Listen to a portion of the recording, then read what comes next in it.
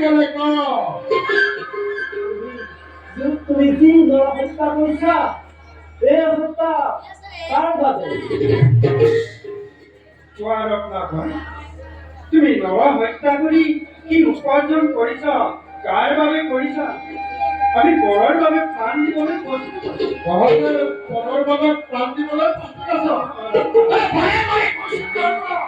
মোৰ পিতা মাতা পত্নী আৰু মই জীৱৰ বাবে হত্যা কৰোঁ।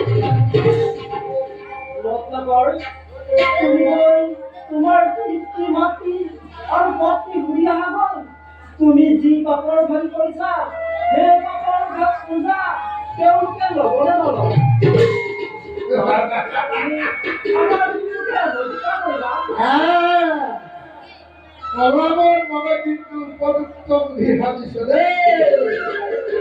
ভাল কৈছো, যেতিয়া মই এবাৰ ঘৰলৈ যাম পিতা মাতাক মই এই কথা সুধিও যাম, কিন্তু তাহাঁতক মই এইদৰে মুক্ত অৱস্থাত এৰিবলৈ নাযাম।